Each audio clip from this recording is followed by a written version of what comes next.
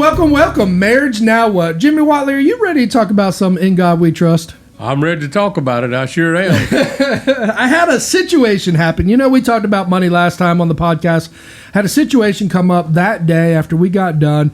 Banker called me up and they said, hey, your loan's coming in. We got to sign some paperwork, blah, blah, blah. And I'll backtrack. My loan that I got was a construction loan, and I got an in-house loan with a bank. And we went through the recession. It was terrible. They wouldn't refinance me. We had a high interest rate. Tough time. We bought the house for about $200,000. Put about $50,000 in. Thought the market would take us up to $300,000, was our projected, because we're on the lake and stuff. And recession came, our house value went down, lost the $50,000. We're in construction loan paying high interest rates. So we got through all that, managed out. Now we're 10 years down the road. Lady calls me up. She says we owe $100,000. We're at about a 6% in-house loan. And we have about 10 years left. And of course, she's like, if you found another bank, then they would do it for a longer time, even a cheaper interest rate. And I was kind of a little upset because I'm like, well, yeah, you took all my interest off the front side of this loan, left me with a little bit of principal paid down, and then, you're pushing me off to the next person. So then I got to start the process over, because if I get another loan from somebody, basically interest comes off first. 99.9 of that first payment is interest, and then obviously the last payment is 99.9 principal. So, if I start a whole loan over again. So, just in my financial situation, I can pay the monthly payment. Right now we're paying around $1,200 a month. If I refinance for 30 years, it would be around $600 a month payment. And so my financial situation, I don't need to go less. I could even do a refinance with another bank, get a lower interest rate, and pay 10 years, or I could do 15 years, or I could do 20 years.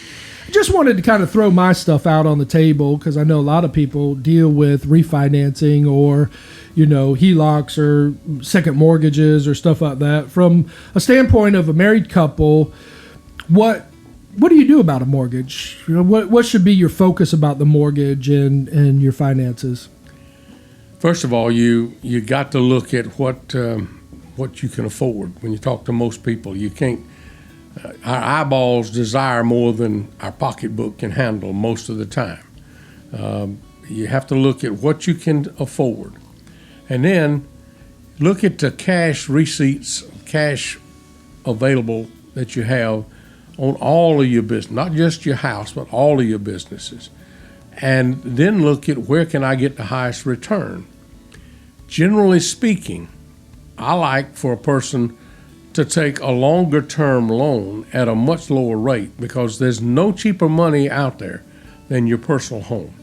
You can't borrow business money at 3.7%. I think that's about where a 30-year is now, or a 10-year, or a 15-year, somewhere in that range.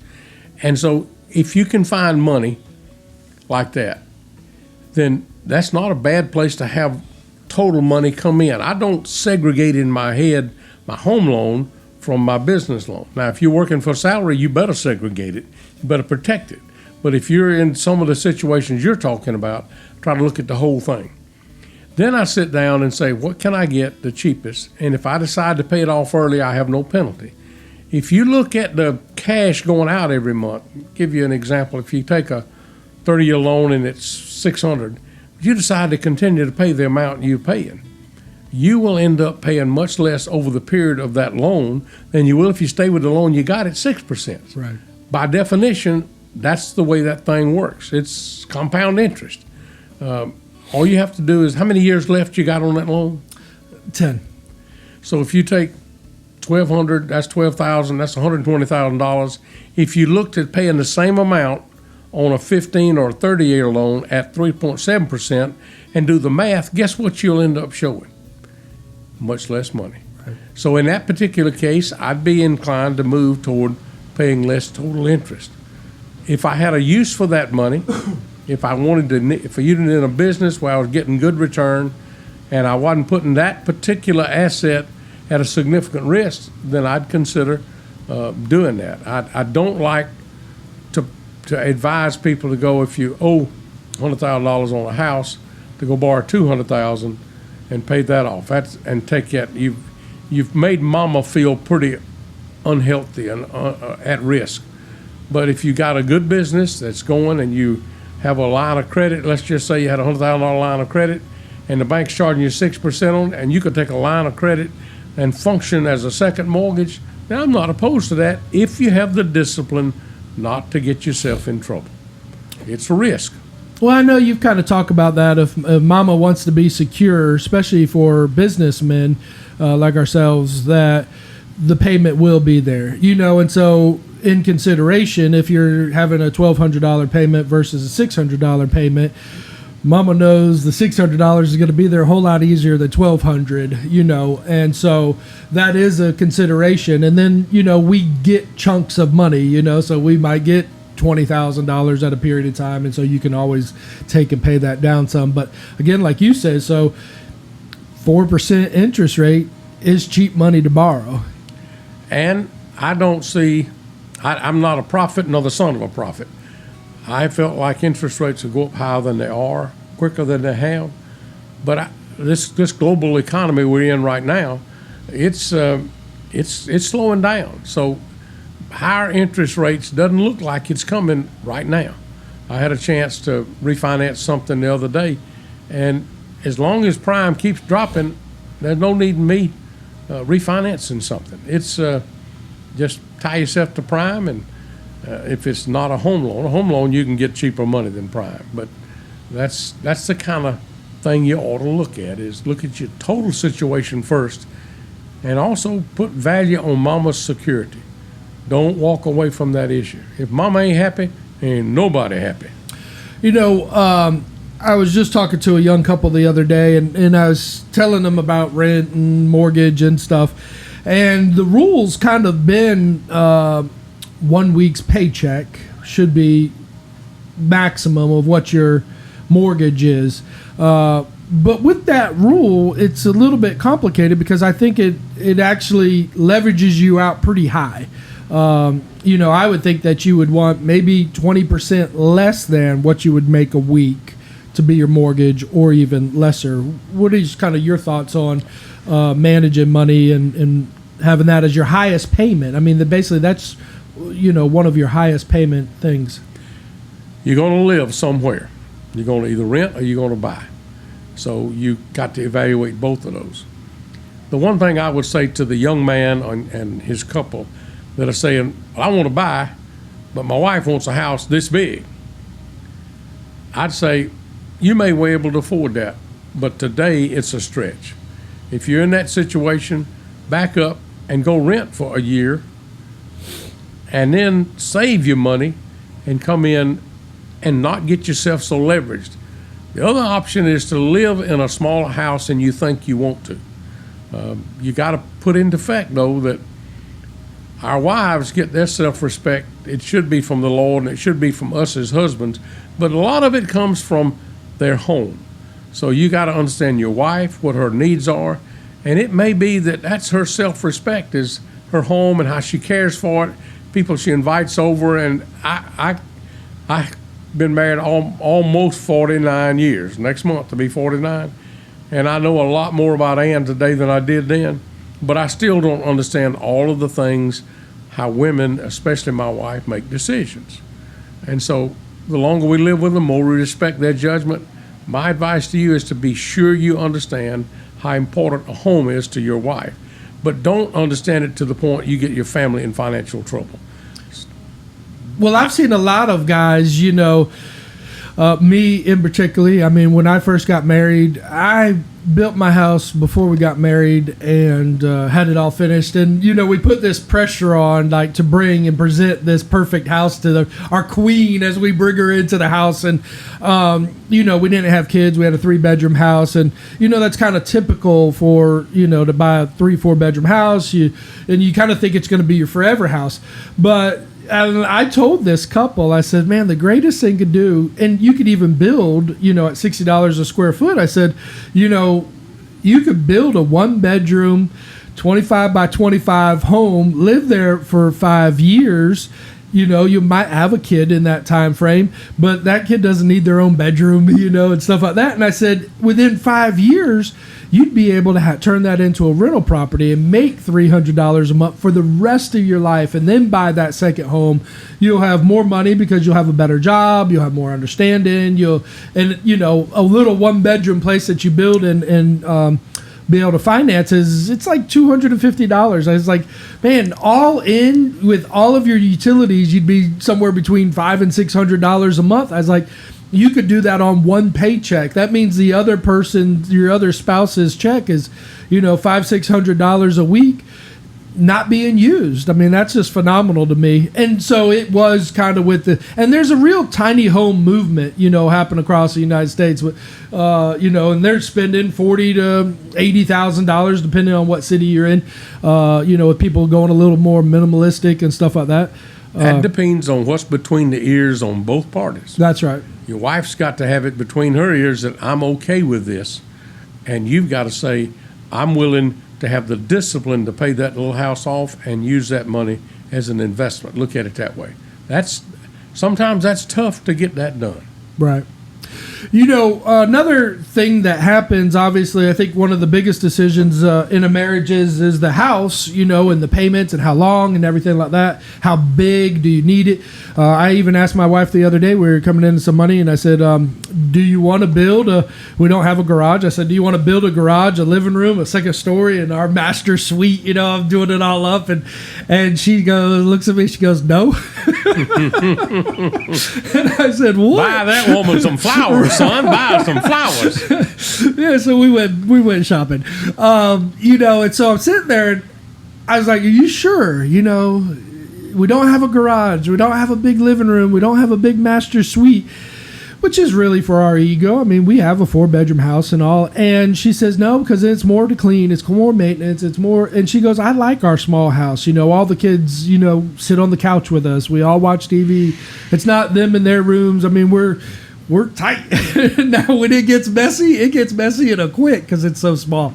But, you know, so we've made that decision multiple times, and we've moved multiple times, and so we're settled now with that decision. But another decision that we had to overcome with money was working. You know, when she went to school, before we got married, she was going to be a nurse, and I was like, yeah, baby, I'm going to make $50,000 to $75,000 off this girl. And then she's working at Subway making $8 an hour. I'm like, well, this isn't the $50,000 or $75,000 I was thinking about, you know. And then she wanted to quit school, and so, you know, the finances and the view of finances and the budgets are changing, and we kind of had to have that conversation. And when she quit school, she looked at me and she said, I don't want to do it. I don't like it. And she said, I just want to be a stay-at-home mom. And my heart sunk a little bit because I was thinking, well, what about all the finances you're going to bring in, girl? You know. And we discussed it, and we talked about it, and we figured it out. And I said, well, I'm making, basically, I was already had my house and living and cars, and so I'm like, well, I'm already managing all of these bills before we got married anyways, so why not? You know, and that's how we kind of balanced out. I understood my finances could support her to stay at home. You run into a lot of times when you're talking to married couples and stuff. And how many women in that conversation comes up with finances that they want to be a stay-at-home mom, or they're kind of trying to budget those things out, or those views? What are you kind of seeing? The key thing to start with is between the ears. There's a series of questions you have to ask yourself. What is it I want, and what is it I need? The want list is long. The need list is short. And you've got to manage that need list compared to what you want. You may need a vehicle, but do you need a brand new Lexus? No, you don't. You may want a house that's 4,000 square feet, multi-level, with a swimming pool, 2 acres in town in a nice neighborhood. Do you need it? No, you don't. That's what you want. You got to manage those two before you can ever get to, how am I going to pay for this? You can't let unrealistic wants drag you into the realistic needs ditch. If you let it, you're gonna run in a ditch, and it'll get you in trouble. So that's the first piece of advice I give a couple: manage your wants and your needs, and that's a real struggle. You need to sit down with your wife and put down on a piece of paper what is realistic for our family. Pray about it. Have God give you insight into it. What are your needs, not what are your wants? And then what can we live with? Sometimes we can't live without a few of those wants. So then you got to say, can I do that? Can I make that transpire? And chances are you can if you'll submit, but just simple things. We like to, not Ann and I, but if just say you're a couple and we like to go to the movie once a week. Lo and behold, you hadn't got to go to the movie once a week. If you waited 3 months, it'll be on TV. I mean, you can watch it sitting at home. I met with a couple who were struggling on the lower end of the income, and we looked at their expenses, and lo and behold, almost 20% of their income was going toward cable TV. Now, they're low income, okay? And when I suggested that they drop that off, the husband said, well, I'm disabled, I'm at home, I'm watching this, that's all I get to watch. We can't do that. You hadn't got to watch cable TV. You may want to watch cable TV. You can go to the library and check out a book and read a book, take it back for free, and be entertained and expand your mind. So those are just a few examples of how that want and need issue has to be managed in every marriage between every couple.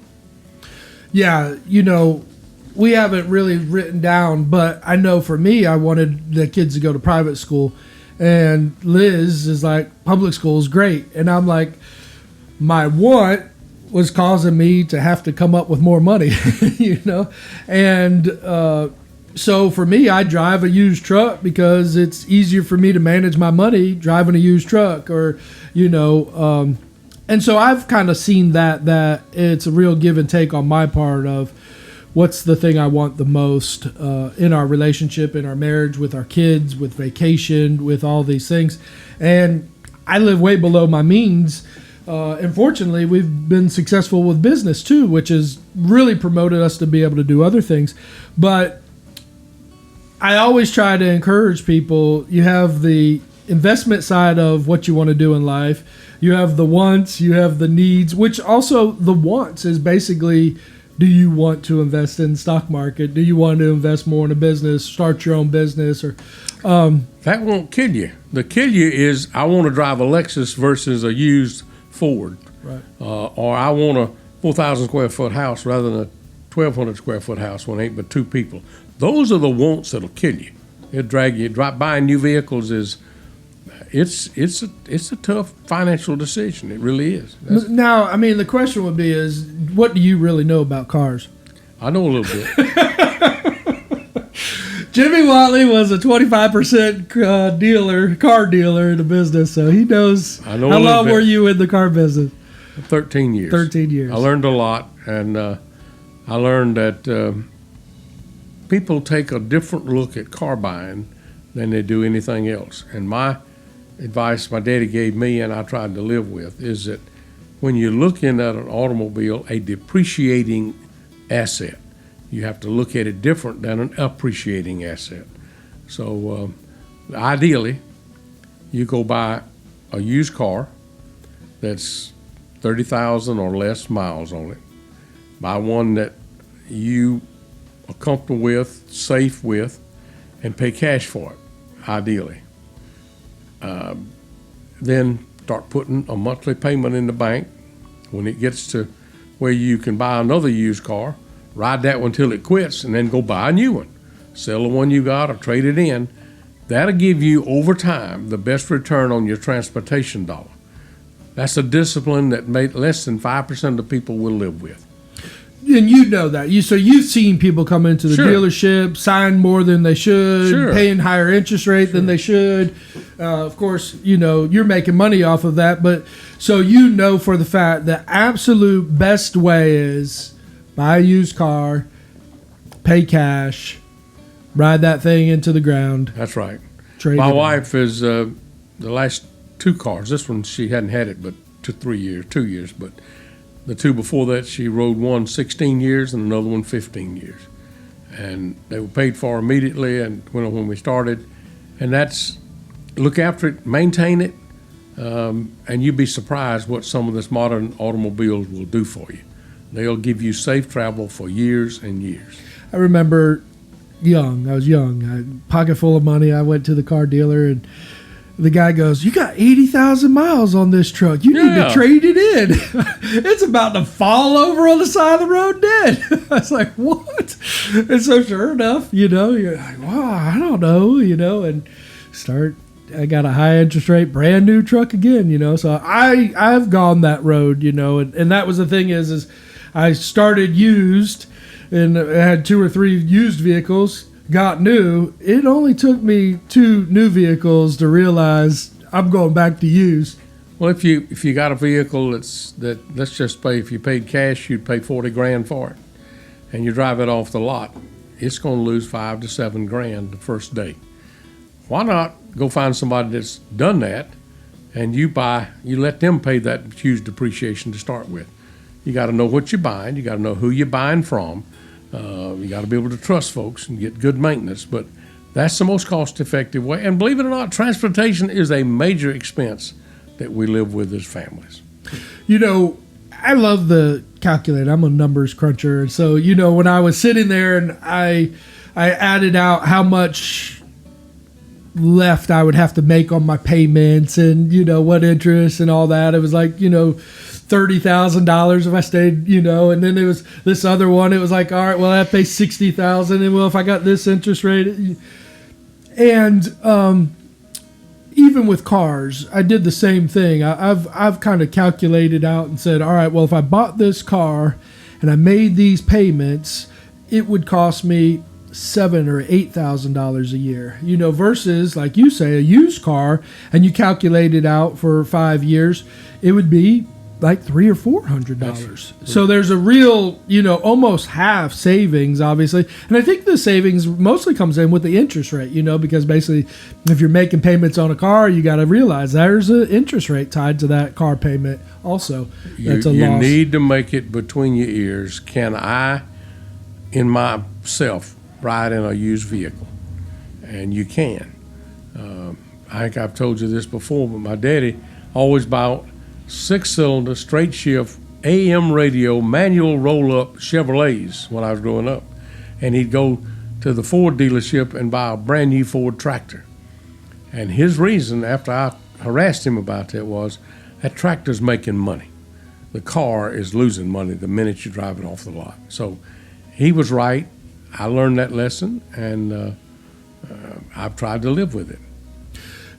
Some people use their house as an asset, as that it will grow in value, they'll gain equity, and they use that kind of as a retirement plan of, well, if we pay off our house before we're, 60, 70 years old, we'll have that as an asset. But of course, like you said earlier, you still need somewhere to live. So are you planning on taking that asset, selling it, and buying something smaller?